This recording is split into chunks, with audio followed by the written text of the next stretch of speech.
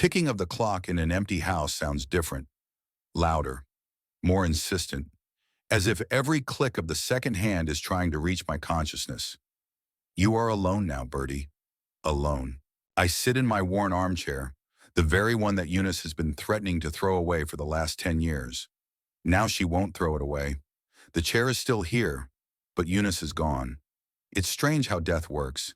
It takes people away and leaves things behind. It should be the other way around. The house where we lived for 44 years feels foreign. Too quiet, too empty, too big for one person. The tea in my cup has long since cooled, but I continue to hold it in my hands. Eunice always said that I took too long to drink my tea.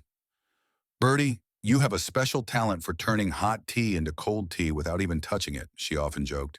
49 years of marriage, almost half a century. Eunice didn't live to see our golden wedding anniversary by just 1 year. Irony of fate, as they say. Our first meeting was the most ordinary of all possible encounters. No romantic coincidences, no heart-stopping glances across the room. A bus stop in Whitby, October 1972. Rain that seemed to have been falling forever. We were standing under the same shelter, me having just been hired as a geography teacher at the local school, and her, an employee at the weather station. According to our forecast, the rain will stop in 17 minutes, and she said, not looking at me, but studying the sky with professional interest. And according to my soaked jacket, never, I replied. She laughed, and that laugh, clear and sincere, made me pay attention to her. Eunice was not a beauty in the classical sense. She was tall, angular, with sharp features and short-cropped brown hair. But her eyes, dark gray, like the sea before a storm, were captivating. Eunice Callow, she said, extending her hand. Bertram Havisham, I replied, shaking her cool fingers. But everyone calls me Bertie. The rain did indeed stop after 15 minutes. Eunice couldn't resist saying triumphantly, I told you so. I was only 2 minutes off. At the time, I didn't know that this woman, who could predict the weather down to the minute, would become my wife. Our romance developed slowly, without much passion or drama. We were both too practical for that. I was a 25-year-old teacher. She was a year older, a meteorologist.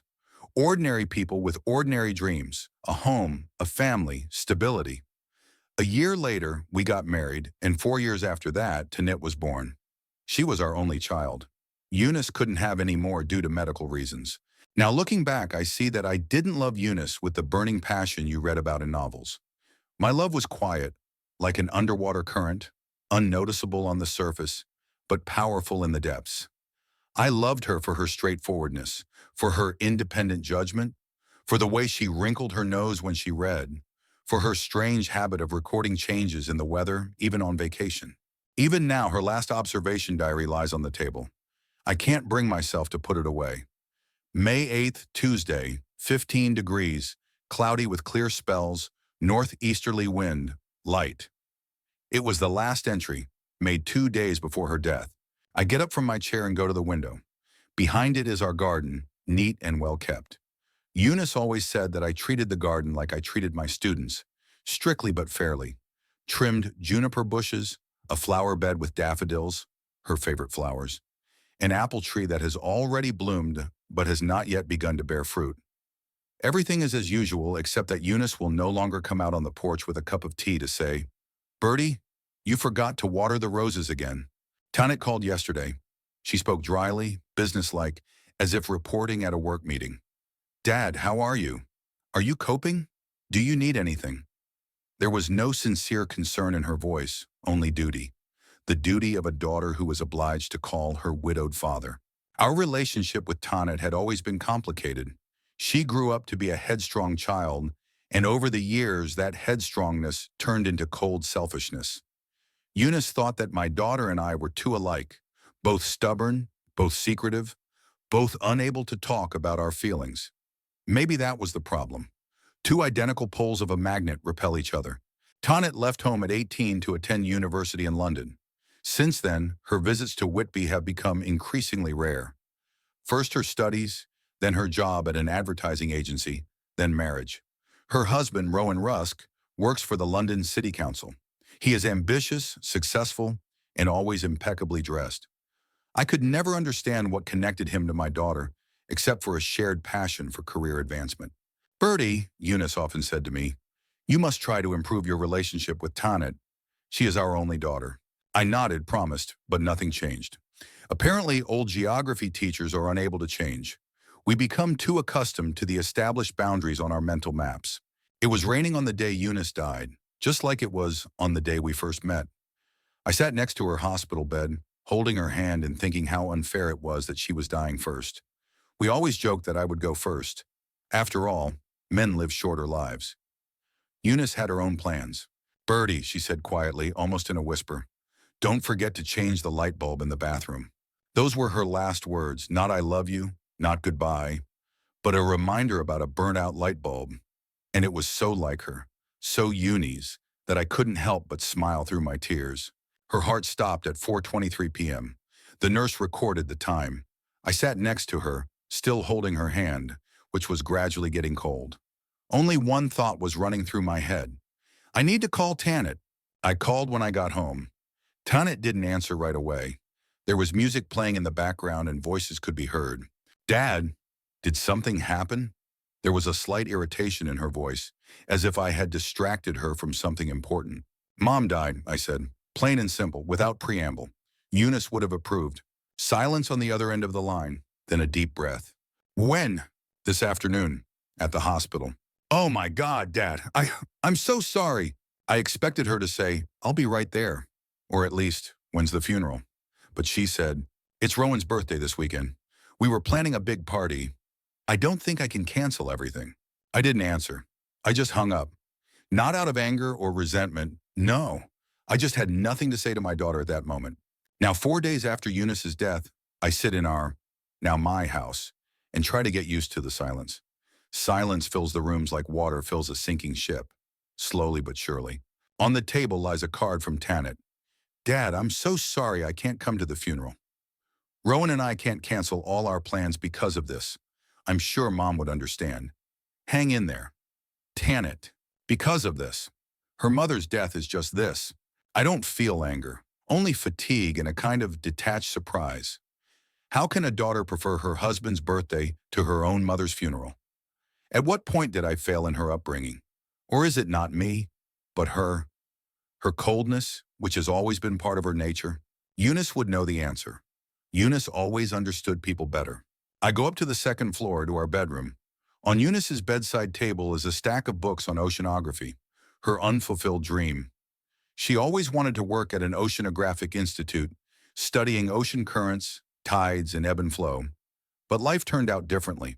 Someday, she said, when we both retire, I'll write to the institute. Maybe they could use an old meteorologist with a mad love for the ocean. I run my hand over the spines of the books. Secrets of the World Ocean, Ocean Currents, Underwater Life of the North Sea. Eunice read them voraciously, made notes in the margins, cut out articles from scientific journals.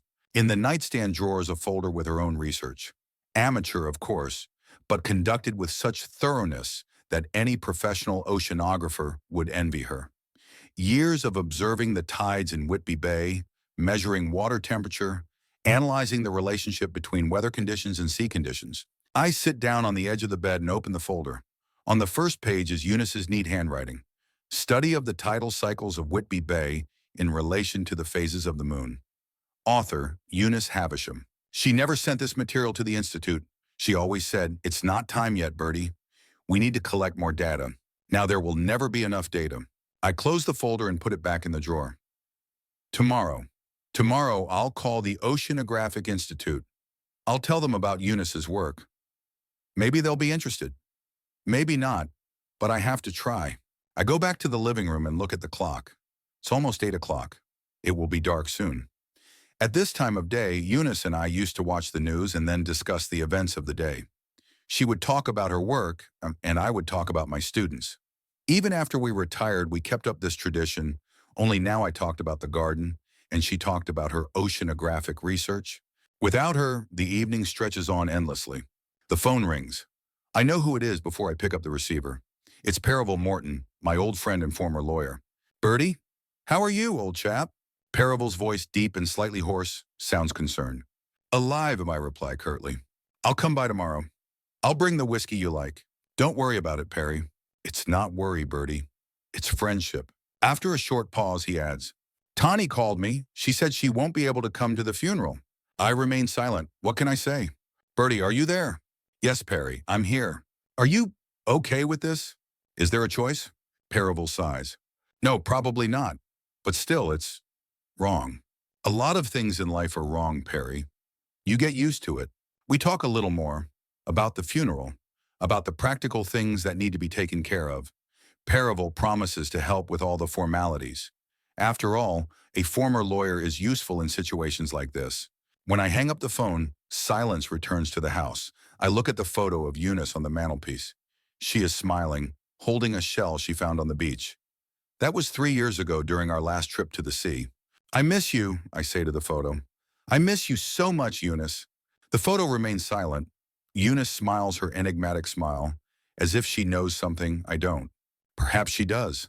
Perhaps she now knows all the secrets of the universe, from the movement of galaxies to the reasons why a daughter might prefer her husband's birthday to her mother's funeral. I get up and go to the kitchen. I open the refrigerator and look at the neatly arranged food containers. My neighbor, Mrs. Pratt, brought a casserole and soup. You must eat, Mr. Havisham, she said sternly, as if I were one of her grandchildren. I'm not hungry, but I forced myself to heat up the soup. Eunice would not approve if I started neglecting my meals. It's getting dark outside. I turn on the kitchen light and mechanically eat my soup, staring at the wall. There is a calendar on the wall. Eunice circled important dates in red. May 10th, the day she died, is not circled. Death comes without warning. After dinner, I go upstairs to the bathroom. I look at the burnt-out light bulb. Don't forget to change the light bulb in the bathroom. Eunice's last request. I take a new light bulb out of the cabinet and change it. I flip the switch. Bright light floods the bathroom, reflecting in the mirror. An old man with tired eyes looks back at me from the mirror. There you go, Eunice, I say aloud. The light bulb is changed. I think I hear her laughter somewhere on the edge of my consciousness. Well done, Bertie. You did it faster than I expected. I go back to the bedroom and sit on the edge of the bed. The emptiness next to me, where Eunice always slept, feels real, tangible. I run my hand over her pillow, over the blanket, neatly folded on her side. I lie down without undressing. I just don't have the energy for my usual evening rituals. I close my eyes, but sleep won't come. Fragments of thoughts, memories, regrets spin around in my head. 49 years together. Almost half a century of one life for two, and now only silence. Outside the window, rain begins to fall. Quiet, light, so typical of Whitby in May. Eunice would say, "It won't last long, Bertie. It will clear up by morning." I believe her. Eunice was rarely wrong in her predictions. Eunice started feeling ill back in February. At first, it was just slight shortness of breath, which she didn't pay much attention to. Bertie, at 71, I have the right to be out of breath when I climb the stairs, she would say, dismissing my concerns. Then her legs started to swell. It's all the sitting at work and the weather, Eunice explained, but I saw the alarm in her eyes as she looked at her swollen ankles. In March, after she woke up twice in the middle of the night gasping for air, I insisted she see a doctor. Dr. Gilbert, an elderly man with attentive eyes behind thick glasses, listened to Eunice, took her blood pressure, and sent her for tests and a cardiogram. When the results were ready, he invited us both in. Mrs. Havisham, I'm afraid you have heart failure, he said, looking at Eunice over his glasses. It's not the most severe form, but it requires serious treatment. Eunice sat very straight, as she always did when she was nervous, but outwardly remained calm. And what is the prognosis, doctor? With the right medication and adherence to the regimen, we can achieve stabilization. You will have to limit your physical activity, follow a low-salt diet, and take your medication regularly. And without treatment? Eunice asked in the tone she usually used when inquiring about the weather forecast. Dr. Gilbert paused. Without treatment, the condition will progressively worsen. Heart failure is not a disease to be trifled with, Mrs. Havisham. Eunice nodded as if she had received exactly the answer she expected. At home over tea, she said, You know, Bertie, I always thought I'd die of something more oceanic. I'd drown in a storm or be eaten by a shark. A shark?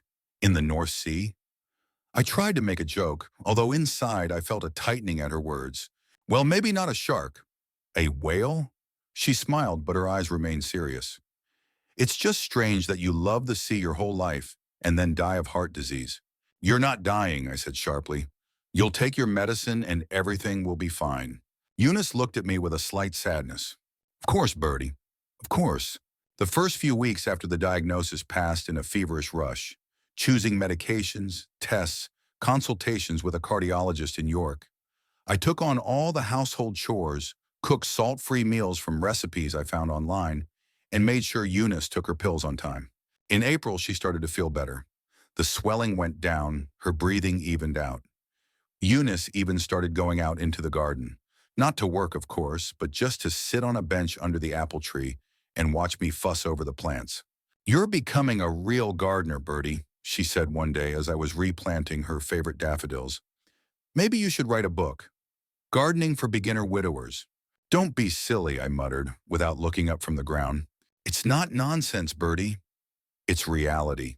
Her voice sounded calm, almost detached. We both know I'm not going to get better. Maybe I'll live another year or two, but no more.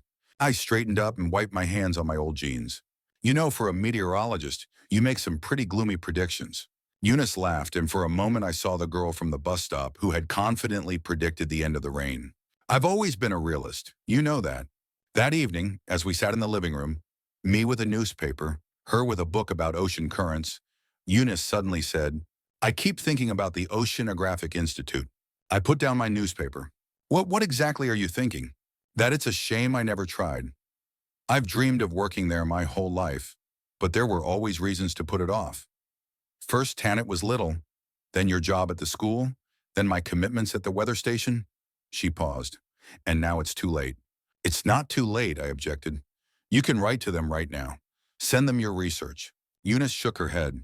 At my age and with my diagnosis, they'll laugh. They won't laugh. Your observations of the tides in the bay are serious work. You've been collecting data for 30 years. 32, she corrected with a slight smile. But they're still amateur notes, Bertie. Not scientific research. Many great discoveries have been made by amateurs, I insisted. Write to them. What have you got to lose? Eunice thought about it, fingering the corner of the page. I suppose you're right. I'll prepare the materials next week. But next week never came for Eunice. 3 days before her death, she woke up in the middle of the night, gasping for air. I called an ambulance. At the hospital, Eunice was placed in the cardiology ward. IVS, oxygen masks, monitors tracking her heart rate. It all seemed so alien next to my practical, collected wife. I sat by her bed for hours holding her hand, which seemed so fragile under the IV. Don't look at me like that, Bertie, she said when she felt a little better, and the doctors took off her oxygen mask. I'm not dying yet. Of course not, I tried to smile. You're too stubborn for that. That's for sure, she squeezed my hand weakly. Listen, if I get worse, I want you to do something for me. Anything, I leaned closer. Send my research to the Institute, even if they laugh, even if it's silly, just so they know that there was a woman named Eunice Havisham who measured the tides in Whitby Bay for 32 years. I promise, I said, feeling a lump in my throat. But you'll get better and you'll send it yourself. Eunice shook her head. No, Bertie. This time the prognosis is not good. That evening I called Tanith. She didn't answer, so I left a message. Tanith, it's Dad. Mom's condition has worsened and she's in the hospital. Please call me back. My daughter didn't call back until around noon the next day. Dad, what's wrong with Mom? I briefly explained the situation, trying to speak calmly without emotion. The doctors say it's serious. You might want to come. There was a pause on the other end of the line. It's very difficult to get away right now, Dad. I have several important projects at work, and this weekend is Rowan's birthday. We've planned a big party for his colleagues and bosses. It's important for his career. I was silent, clutching the phone so tightly that my fingers turned white. Dad, are you there? Yes. Listen, I'll call the hospital and talk to the doctors. If they say the situation is critical, I'll come, of course. But if there's a chance Mom will get better, do what you think is best, Tanit, I interrupted her. You're a grown woman. Don't use that tone with me, Dad. I'm just trying to be practical. Mom would understand. Yes, I said. She would understand. She always understood you better than I did. After hanging up, I returned to Eunice's bedside. She was dozing, her exhausted face looking gaunt, dark circles under her eyes. I sat down next to her and took her hand. She opened her eyes. Did you call Tanith? Her voice was weak, barely audible. I nodded. Is she coming? I didn't want to lie, but I didn't want to tell the truth either. She's very busy at work. Eunice smiled weakly. She's always been a workaholic, our girl. Yes, I squeezed her hand.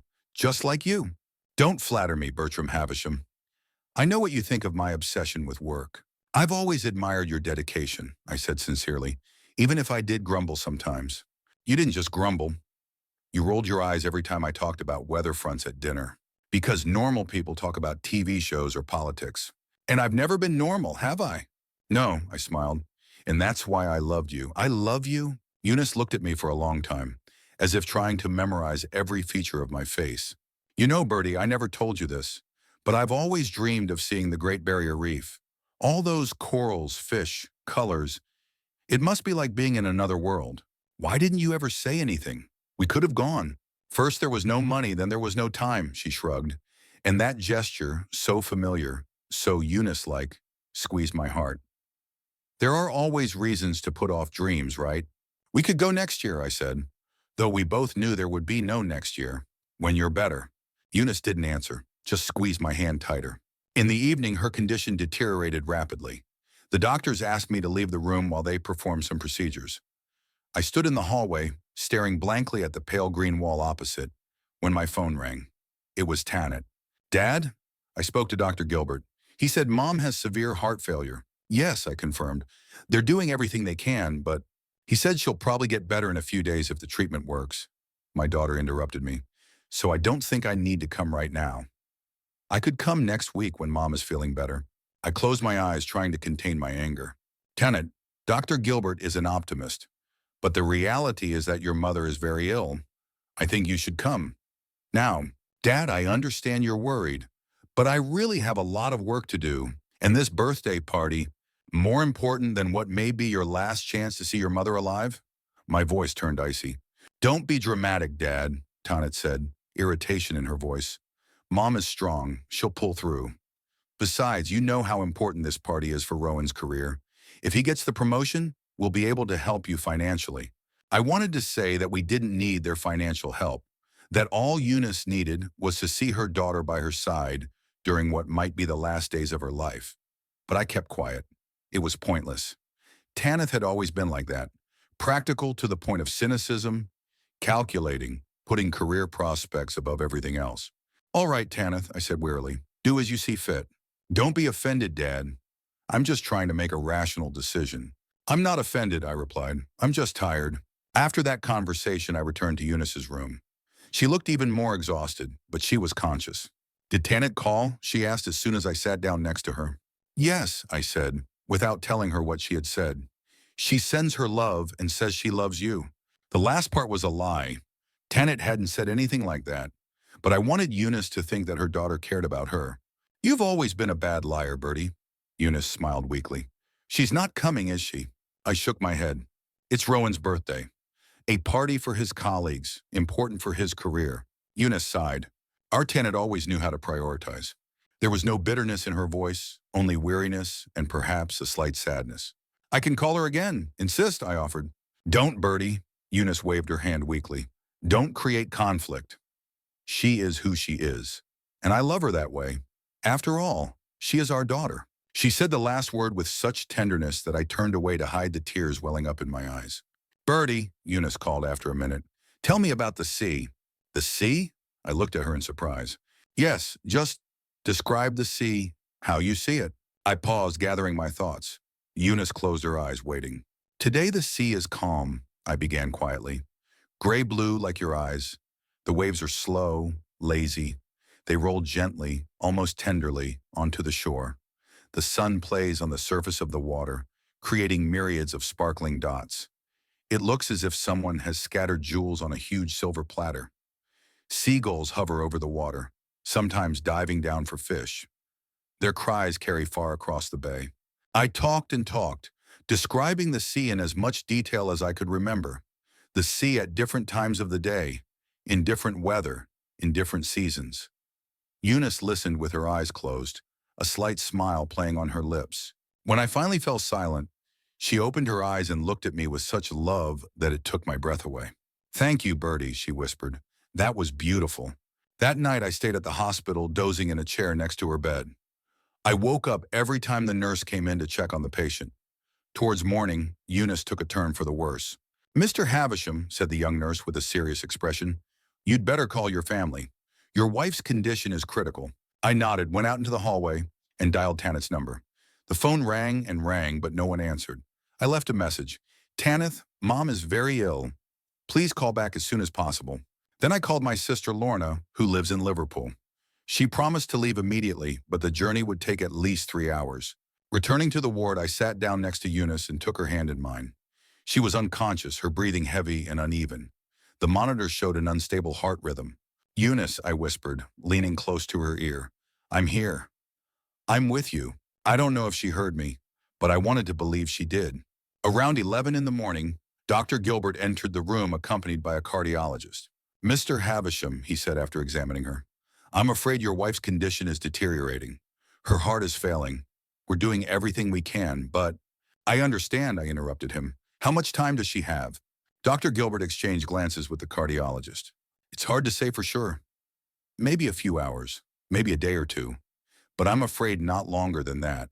I nodded, unable to say a word. "We'll increase the dosage of medication," the doctor continued. "That will ease her condition. But, is she in pain?" I interrupted again. "No, Mr. Havisham. She's unconscious and feels no pain." That was the only consolation. Tanith called in the afternoon. "Dad, what's wrong with Mom?" I explained the situation, trying to speak calmly, even though I was seething with anger and despair inside. "The doctors say she has a few hours left, maybe a day. If you want to see her alive, you need to come now." Pause, then, "Dad, I can't right now. We have a dress rehearsal for the party. The decorators are coming. I need to check the catering." Her voice sounded guilty but determined. "I can come tomorrow morning." "Tomorrow may be too late, Tanit. But Dr. Gilbert said she might have a day or two, right? So if I come tomorrow morning—" "Tanit," I tried to speak calmly, "your mother is dying. Right now. The decorations and catering can wait." "You don't understand, Dad." Her voice was tinged with irritation. "This isn't just a party. It's Rowan's chance to impress his bosses. His career depends on it, our future. And your decision will determine whether you see your mother alive for the last time." My voice turned icy. "Choose, Tanit. I, I can't just drop everything right now. Mom would understand. She always said you have to fulfill your obligations." "Yes, Tanit," I said wearily. "She would understand. She always understood you, unlike me." Hanging up the phone, I returned to Eunice's bedside. Her condition hadn't changed. She was still unconscious, breathing heavily and unevenly. I sat down next to her and took her hand. "Tanit sends her regards," I said, even though I knew Eunice couldn't hear me. "She'll be here tomorrow." A lie, another lie, but what difference did it make now? I sat next to Eunice all afternoon, holding her hand, sometimes talking about the sea, sometimes just sitting in silence. At one point it seemed to me that her fingers squeezed mine slightly, but perhaps it was just a spasm. Around 4 o'clock, Lorna arrived. She came into the room, hugged me, and looked at Eunice for a long time. "She looks peaceful," my sister finally said. "Yes," I nodded. "The doctors say she's not in pain." "Is Tanit coming?" I shook my head. "She has an important party." Lorna pursed her lips but said nothing. She was always tactful, my older sister, not like me. At 4:23 p.m., Eunice's heart stopped. I was holding her hand when the monitor showed a flat line and a piercing alarm sounded. Nurses and doctors rushed into the room and tried to revive her, but to no avail. "I'm very sorry, Mr. Havisham," Dr. Gilbert said. "We did everything we could." I nodded, unable to speak. Lorna put her arm around my shoulders and we stood there looking at Eunice, who for the first time in our life together looked completely serene. "I need to call Tanith," I finally said. Lorna nodded. "I'll stay with Eunice." I went out into the hallway and dialed my daughter's number. She didn't answer right away. I could hear voices and music in the background. "Dad, is something wrong?"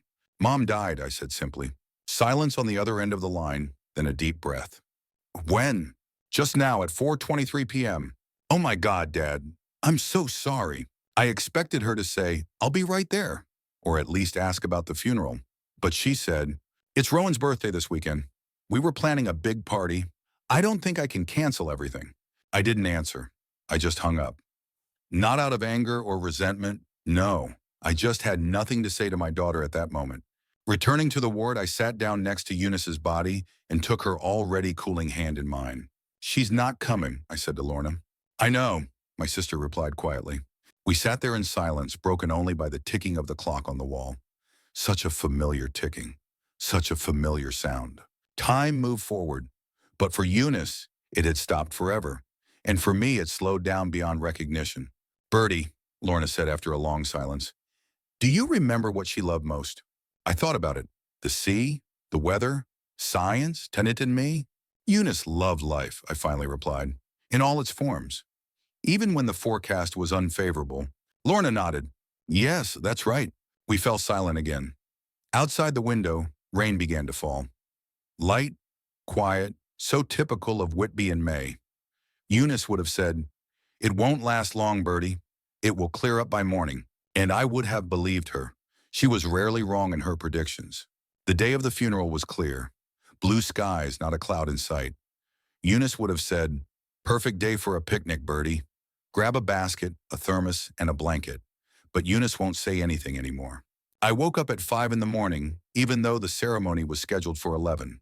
Or rather, I didn't wake up.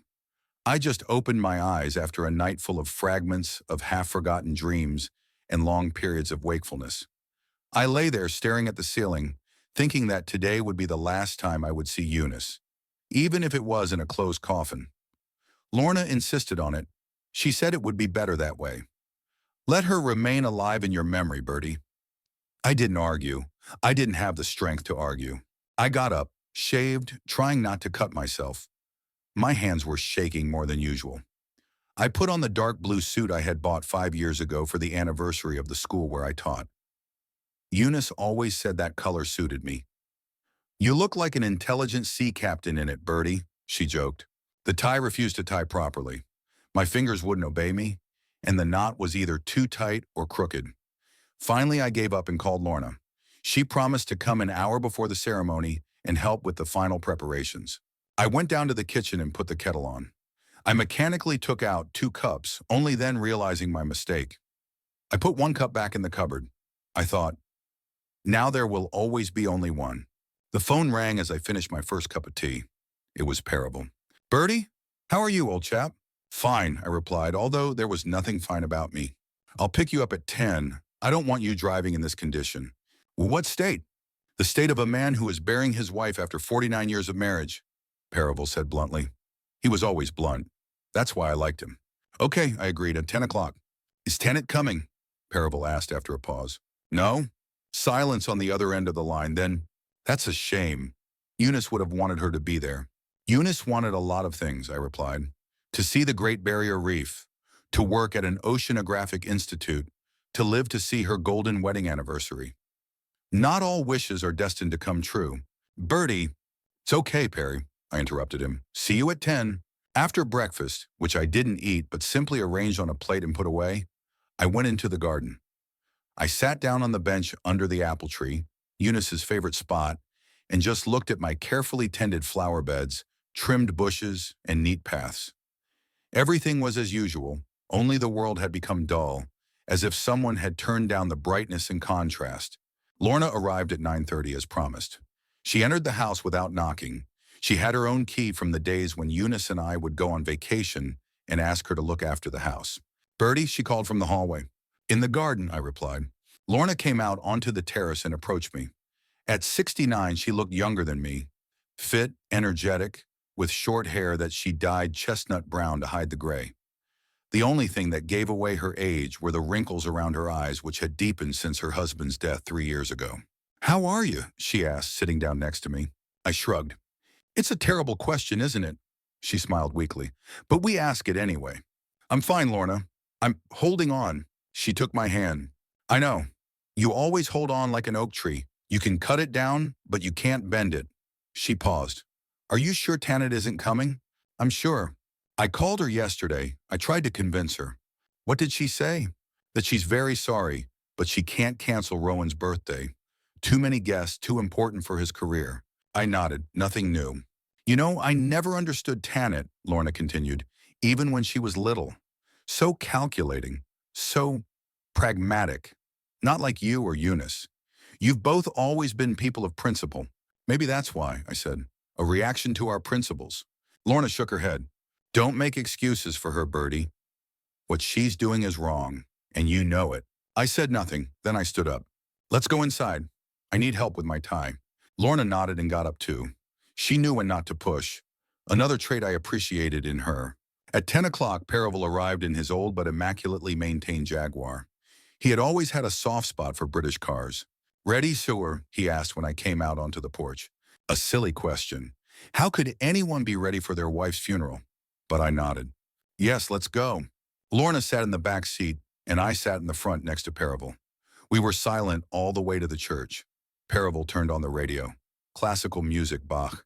Eunice loved Bach. St. Mary's Church in Whitby is an old building on the east side of the harbor, right at the foot of the famous abbey.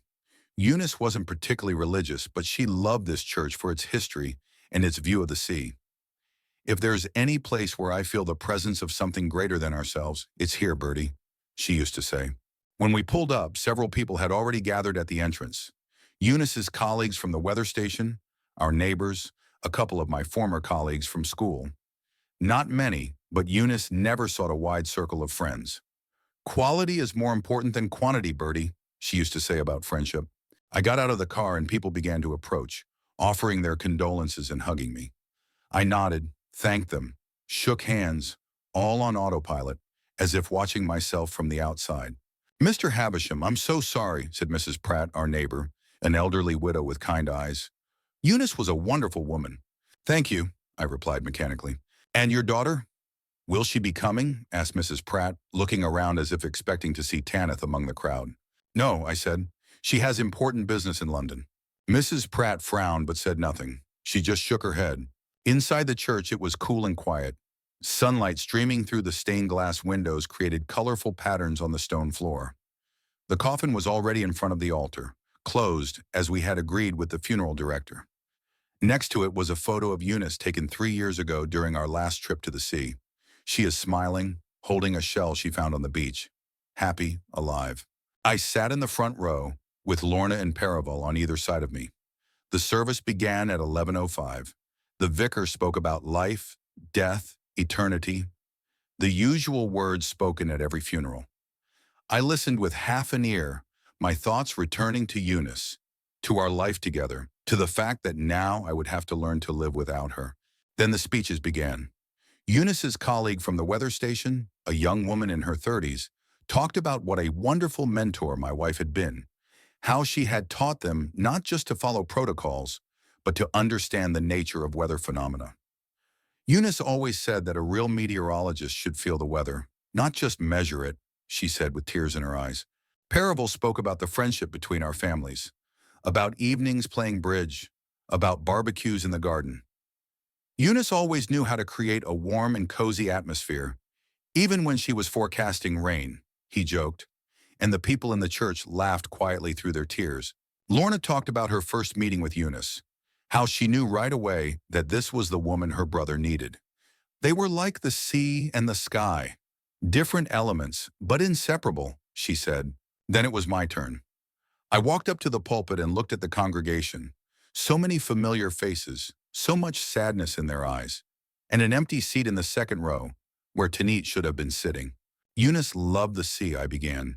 She studied it her whole life, watched it, dreamed of working at an oceanographic institute. She said that the sea had everything: depth, mystery, constancy, and change. Just like love, I paused, gathering my thoughts.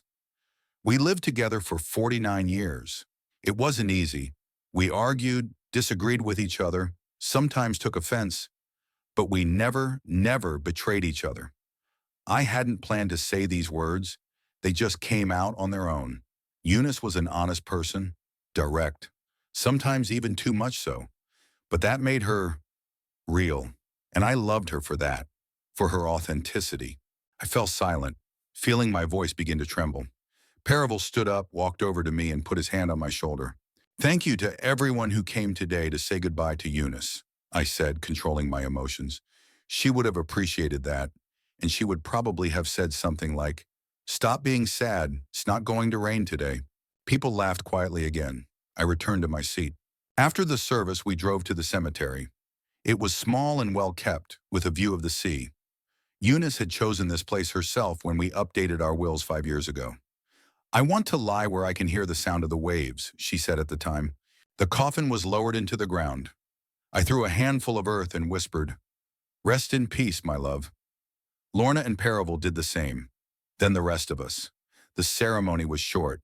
Eunice didn't like long goodbyes. After the funeral, close friends and neighbors gathered at my house.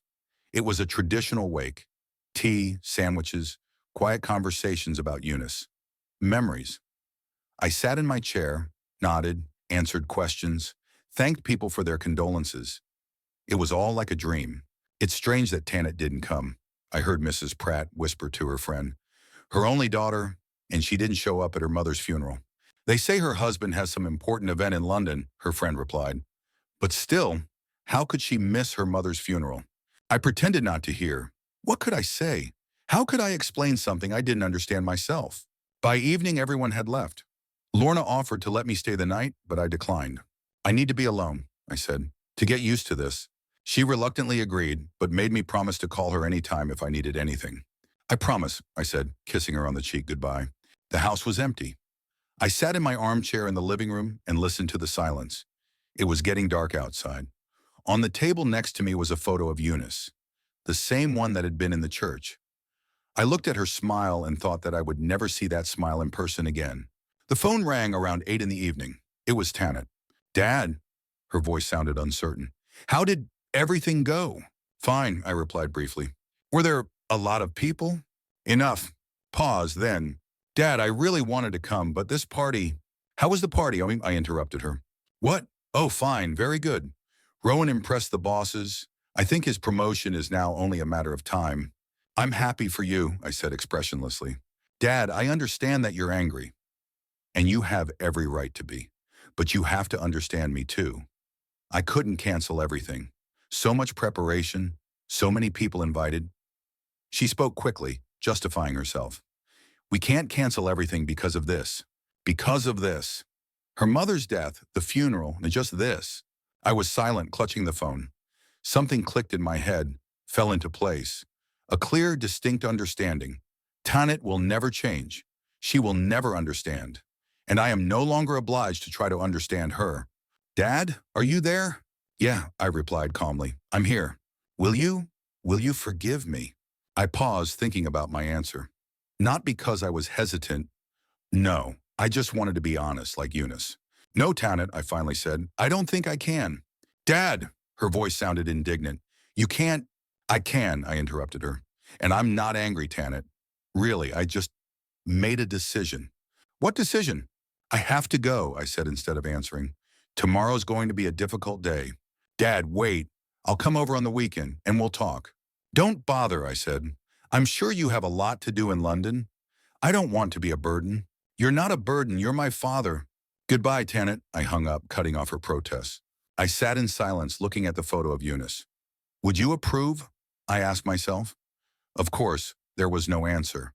But for some reason, I was sure I knew what she would say.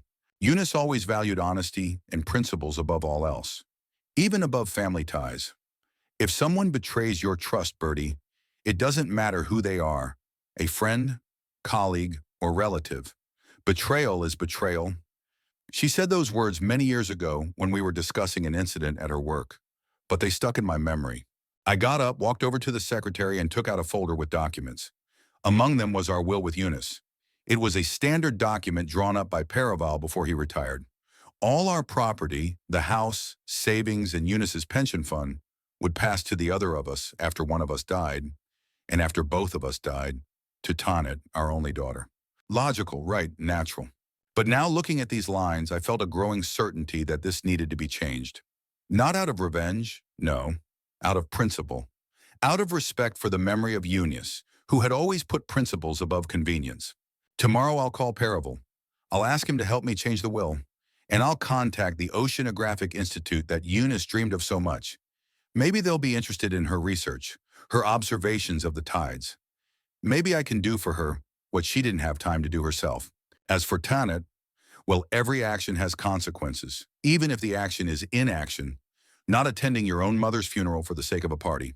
I closed the folder and put it back in the desk. The decision was made, not in anger, not in resentment, in silence and with full awareness. Eunice would have understood. Eunice always understood when it came to principles.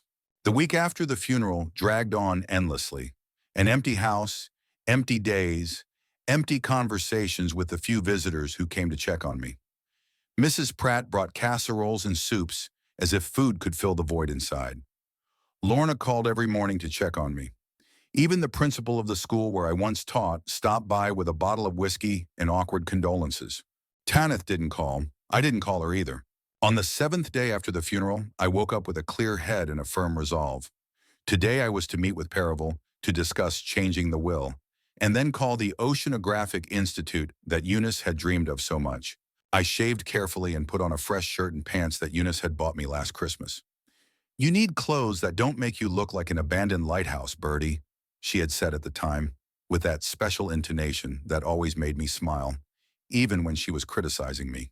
At 10 o'clock, I got into my old Ford and drove to Perival's house. He lived 2 miles away from me in a small but elegant Victorian-style house. Perival had retired 5 years ago, but he still occasionally advised old clients on legal matters. I was one of those clients, although first and foremost, I was a friend. Perival met me at the door, nodded cheerfully, and showed me into his study. A small room filled with bookcases containing legal literature and old folios on the history of law. My friend Perry had always been a bit old-fashioned. "Tea? Or something stronger?" he asked, pointing me to an armchair by the fireplace. "Tea will do," I replied, sitting down. "It's too early for whiskey." "It's never too early for whiskey when it comes to difficult decisions," Perival objected, but he headed for the teapot anyway. "You sounded quite determined on the phone, Bertie. Are you sure you want to do this?" "I'm sure," I said firmly. "The will needs to be changed." Perival returned with 2 cups of tea, placed one in front of me, and sat down in the armchair opposite. "You understand that if you remove Tanit from the will, it will be final? Such things are difficult to forgive." "I'm not asking for forgiveness," I replied, "and I'm not going to completely deprive her of her inheritance. I just want to change the proportions." Perival took a sip of tea, looking at me intently over his glasses. "And what will the new proportions be?" "The house will remain Tanit's," I began. "It's only fair after all. She grew up here. But the cash savings, Eunice's pension fund, my insurance policies, all of that should go to the Oceanographic Institute Eunice dreamed of working with, to a research grant in her name." Perival rubbed his chin thoughtfully. "A noble decision, Bertie, but a significant change. Tanit may contest such a will after your death." "Let her try," I shrugged. "We'll make sure everything is legally sound, right, Perry?" Perival smiled faintly. "Of course, but I'm not talking about the legal side. I'm talking about the human side. Are you prepared for this to completely destroy your relationship with your daughter?" I put down my cup and looked out the window. Beyond it was Perival's well-tended garden, not as strict and geometrically precise as mine, but charming in its own way. "I didn't ruin our relationship, Perry, and neither did the will. It was her choice. Her husband's birthday instead of her mother's funeral." "We can't cancel everything because of this," I quoted Tanit. "Because of this, Perry. Eunice's death is just a nuisance to her, an inconvenience in her schedule." Perival sighed. "I understand your pain, Bertie, and your anger." "It's not about anger," I shook my head. "It's about principle.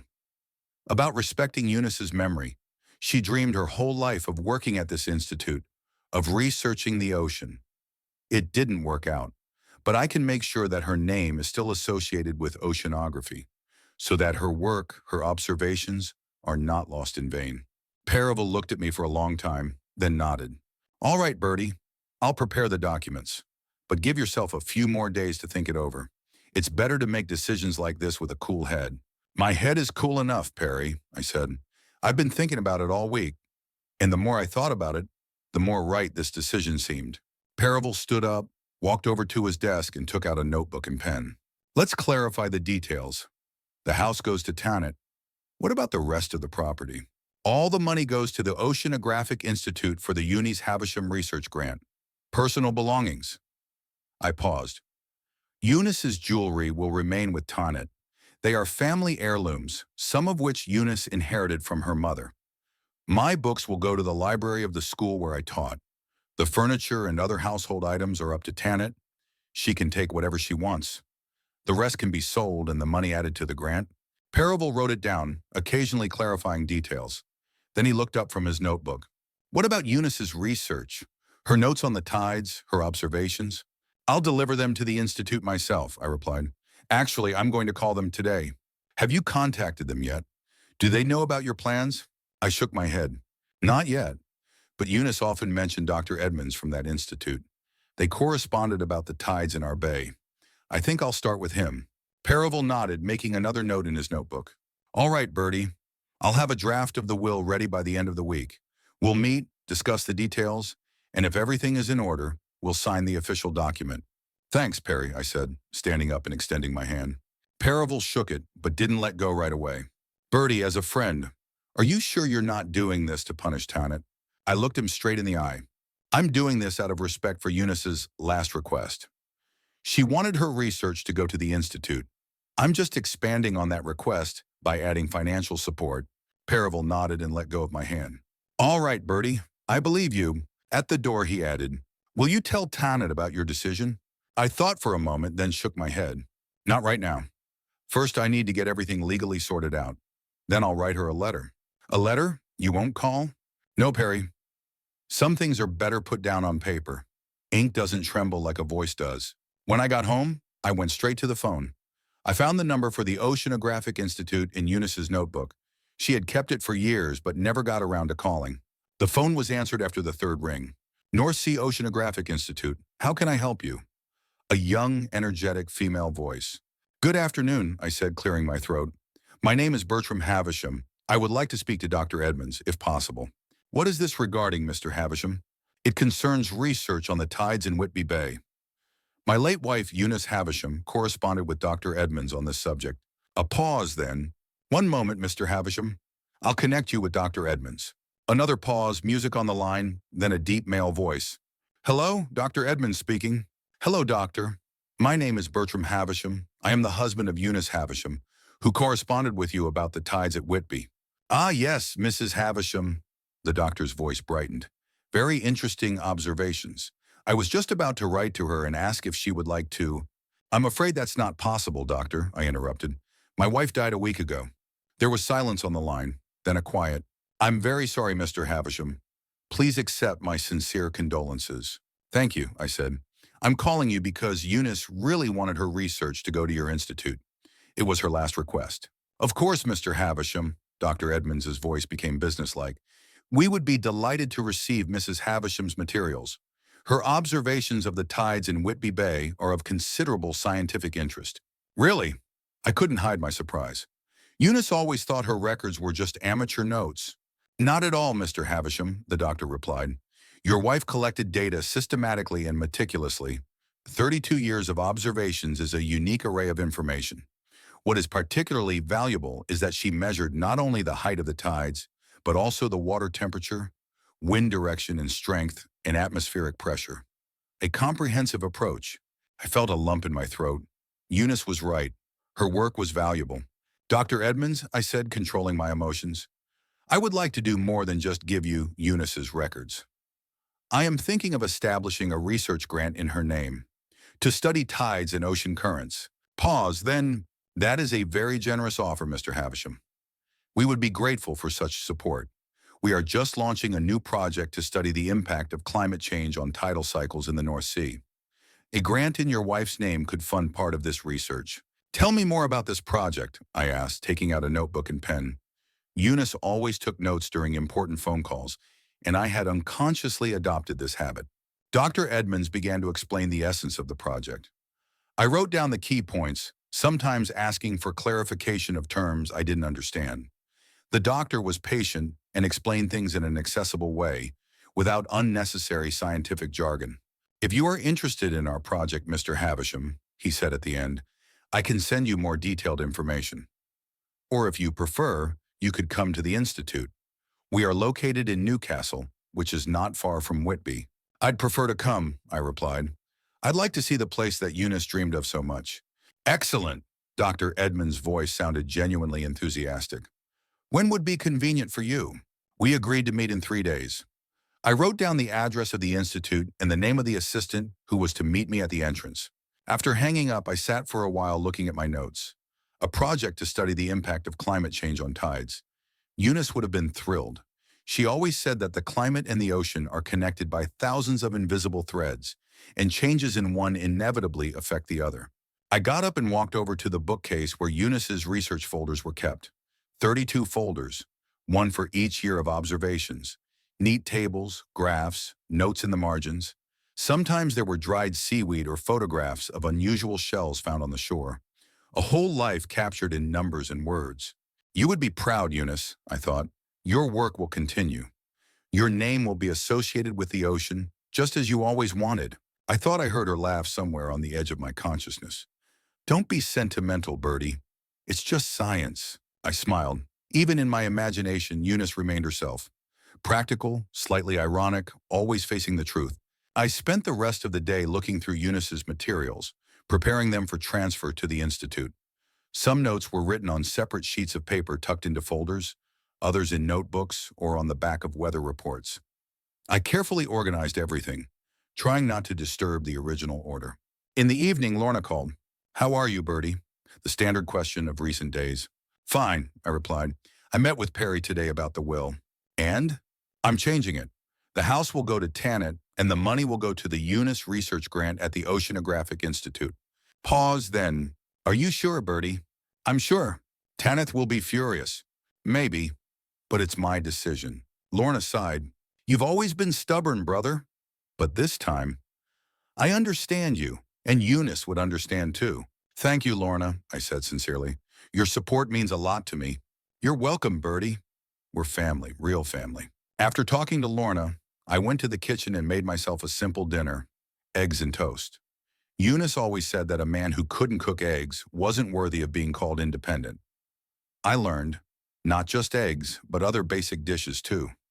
Over the course of 49 years of marriage, it came in handy more than once, especially when Eunice was sick or away visiting her sister in Edinburgh. After dinner, I returned to the living room and sat down in my armchair.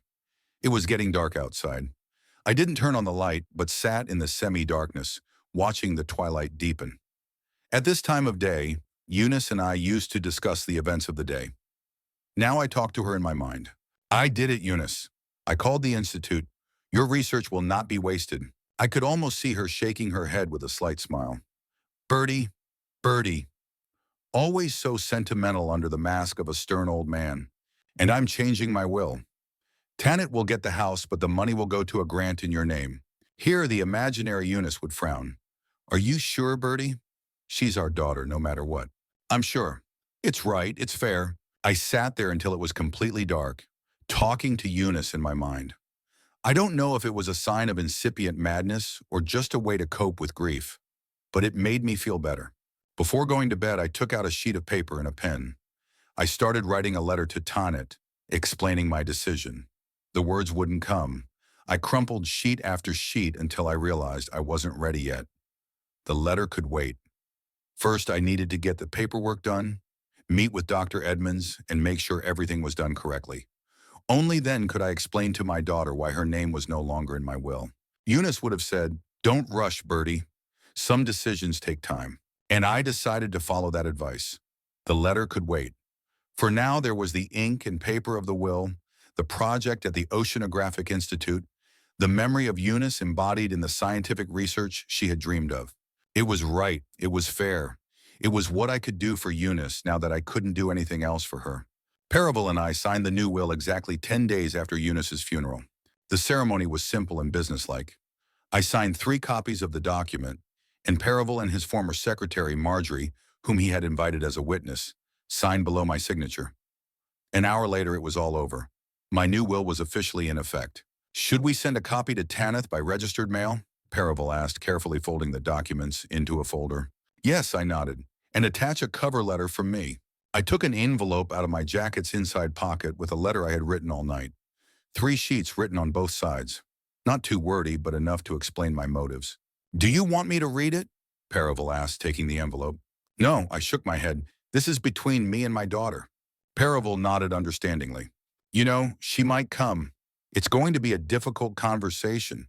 "I know," I said calmly. "I'm ready." That evening, I called Lorna and told her about signing the will. Well done, Bertie, my sister said after a moment's silence. Not everyone would have found the strength to act according to their conscience rather than convenience. Do you think Eunice would have approved? I think Eunice would have been proud of you, Lorna said firmly. You've always been a man of principle, Bertie, just like her. After talking to my sister, I sat on the terrace for a long time, looking at the garden. The evening was quiet and windless. Somewhere in the distance, seagulls were crying, probably fishermen returning with their catch. I thought about Tanit, about how she would react to the letter. Anger, resentment, misunderstanding, an attempt to negotiate. Knowing my daughter, I bet on the latter. Tanit had always been pragmatic, too pragmatic. The letter should reach London in 2 or 3 days. That meant I had time to prepare for the inevitable conversation. I felt neither fear nor anxiety, only calm confidence in the correctness of my decision. 4 days passed. I went about my usual business, working in the garden, reading, cooking, sorting through Eunice's belongings. The latter was difficult. Every one of her possessions held memories. Every little thing brought on a wave of melancholy.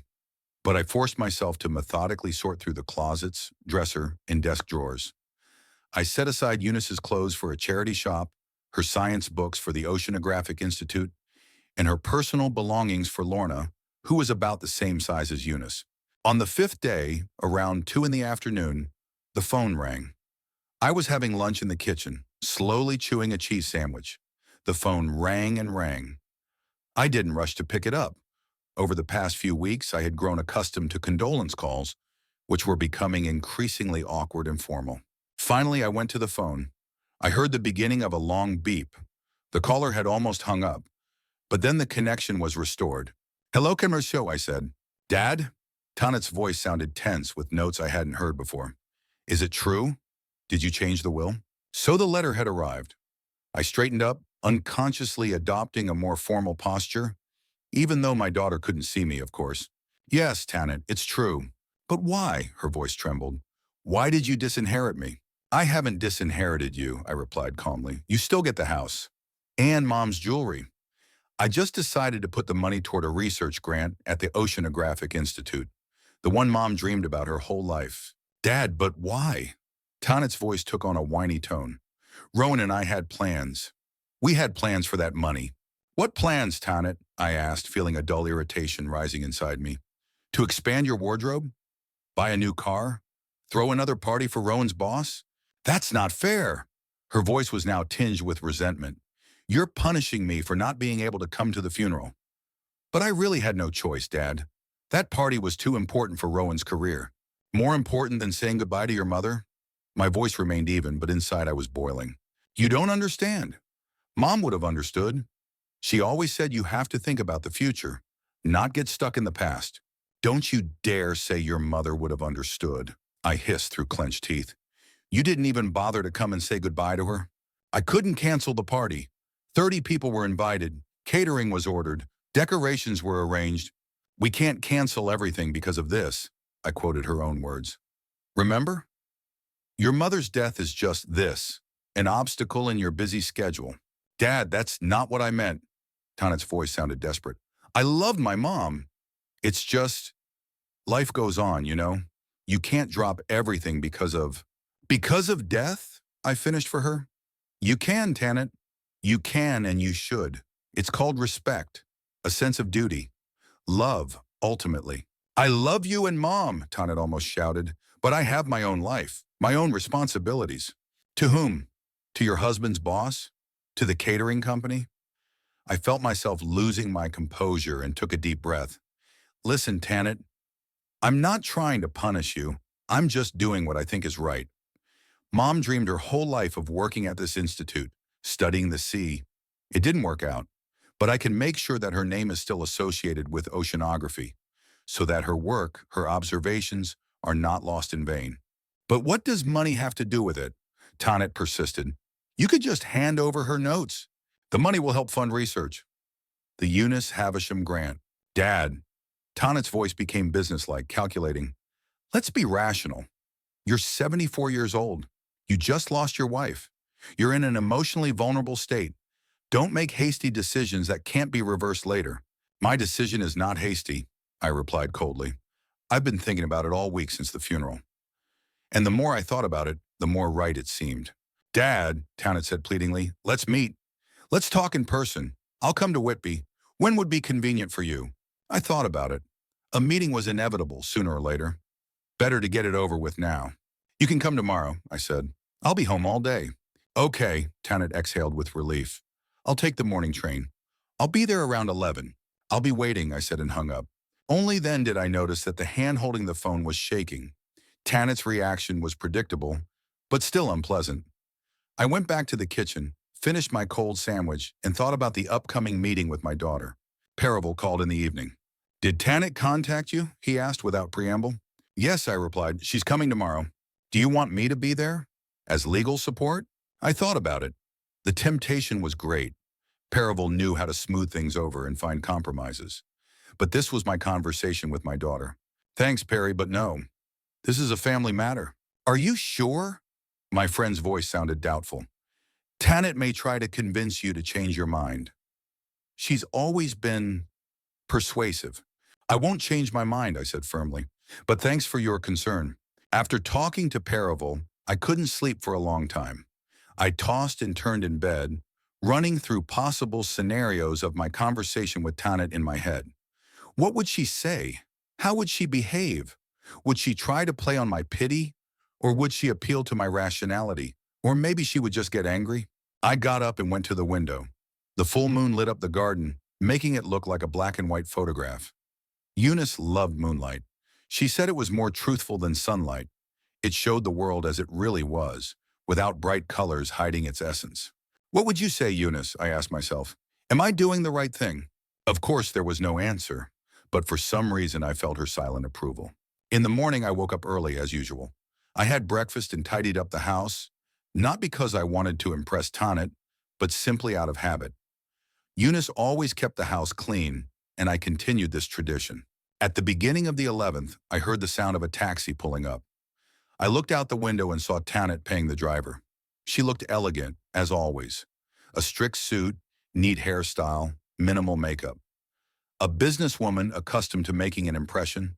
I opened the door before she had a chance to ring the bell. Hello, Tannett, I said, stepping aside to let her into the house.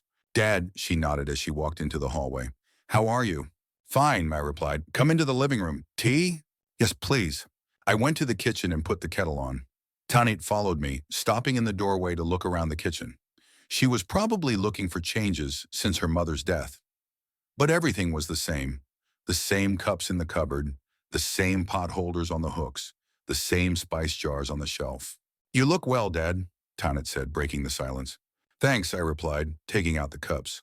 I'm trying to keep going. That's right. Mom wouldn't have liked it if you gave up. I said nothing as I poured the tea. We moved into the living room and sat down. Me in my chair, Tannett on the sofa opposite. So, she began after her first sip of tea. I got your letter. And a copy of the will. I nodded, waiting for her to continue. Dad, I understand that you're upset that I didn't come to the funeral. And I'm really sorry about that. But is that really a reason to disinherit me? I already told you yesterday on the phone, Tannett, I said calmly. I'm not disinheriting you. You can keep the house and Mom's jewelry. But the money, she exclaimed. Dad, it's a substantial amount. You and Mom saved for years, and now it's all going to some institute? Not some, I corrected her. The very one Mom dreamed of her whole life. They're already studying her research on the tides there. Dr. Edmonds considers it valuable scientific material. But what does that have to do with the money? Tannett repeated yesterday's argument. You could just hand over the records. The money will help fund the research, I explained patiently, as if talking to one of my former students. The Eunice Havisham grant will support a project to study the impact of climate change on tidal cycles in the North Sea. Your mother would be happy. And me? Tanita leaned forward. Did you think about me? About my plans, my future? Tanita, I looked her straight in the eye. You're 45 years old. You have a successful career at an advertising agency. Your husband is a promising official in the London City Administration. You both earn good money. You don't need this money. It's not about need, she exclaimed. It's about fairness. I'm your daughter, your only child. Who else should get the parental inheritance but me? The one who appreciates it, I replied quietly. The one who respects the memory of the dead? Tanit leaned back on the sofa, her face contorted with anger. So it is punishment after all, for not coming to the funeral. No, Tanit, I shook my head. Not punishment. A choice. My choice. Just as it was your choice not to come to your mother's funeral. I had no choice, she exclaimed. This party had been planned for months. Rowan's future in the administration depended on it. You had a choice, I argued, and you made it. Your husband's career turned out to be more important than saying goodbye to your mother. You're being unfair. Tani's eyes filled with tears. Mom would have understood. She always understood the importance of career and commitments. Don't talk about things you don't know, I said coldly. Your mother valued principles above career. Always. Dad? Tanit changed tactics, her voice softening, becoming more pleading. Let's be rational. You made this decision in a state of emotional turmoil. After losing a loved one, people often jump to conclusions and make rash decisions. My decision is neither hasty nor rash, I interrupted. I weighed all the pros and cons. I consulted with Perival and Lorna. It's the right decision, Tanit. But you understand that I can contest the will, right? Her voice took on a steely tone. After your death. On the grounds that you were in an emotionally unstable state, you can try, I shrugged. But Perival made everything legally watertight, and there are witnesses who can confirm my sanity. Tanit pressed her lips into a thin line. She always did that when she was angry but trying to control herself. Just like Eunice. Dad, she began again, obviously deciding to approach it from a different angle. Have you thought about your grandchildren? Rowan and I don't have children yet, but we're planning to. Don't you want to secure your grandchildren's future? If you ever have children, I said calmly, they will get this house after you die, and Mom's jewelry if you decide to leave it to them. As for money, judging by what you've told me about Rowan's career prospects, you'll be able to provide for your children without my help. You're unbearable, Tanit flared up, jumping up from the sofa. You've always been like this, stubborn, harsh, incapable of understanding someone else's point of view. We're alike in that respect, I remarked calmly. Eunice always said so. Don't you dare, Tanith almost shouted. Don't you dare use Mom to justify your petty revenge? I slowly rose from the chair, feeling anger burning inside me. Not a flash, but a slow, steady flame. I've never been vindictive, Tanit, I said quietly, and I'm not about to start now. I'm just doing what I think is right, what honors your mother's memory. What about respecting me? Tanit crossed her arms over her chest. I'm your daughter. Your blood. Blood does not give you the right to neglect basic human obligations, I replied, such as attending your mother's funeral. You'll never forgive me for this, will you? There was bitter understanding in Tanit's voice. It's not about forgiveness, Tanit, I shook my head.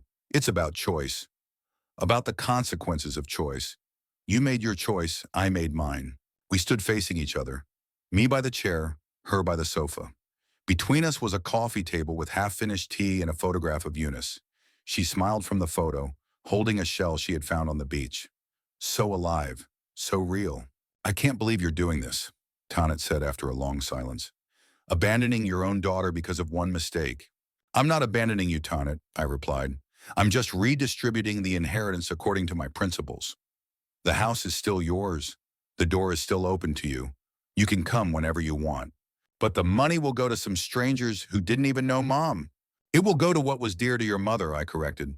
To the sea research she couldn't do herself. Tanit shook her head as if she couldn't believe what was happening. And you won't change your mind, she asked, almost in a whisper. No, I replied firmly. My decision is final.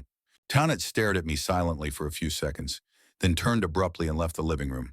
I heard her pick up her purse in the hallway and open the front door. The slam of the door sounded like a gunshot in the silence of the house. I went to the window and saw Tanit walking quickly down the path to the gate. Her shoulders were tense, her back straight as a string. She stopped at the gate and took out her phone, probably to call a taxi. She didn't look back at the house once. I watched her standing at the gate and thought that I might have just lost my daughter. But strangely, I felt neither regret nor remorse, only a calm confidence that I had made the right decision. You would understand, Eunice, I thought, looking at a photo of my wife. You always valued principles over convenience. 15 minutes later, a taxi pulled up to the gate. Tanit got into the car without looking back. The taxi drove away, taking my daughter back to London, to her husband, her career, her plans for the future, plans that now had no place for the money from her parents' inheritance. I returned to my chair and sat down, looking at Tanit's half-finished cup of tea.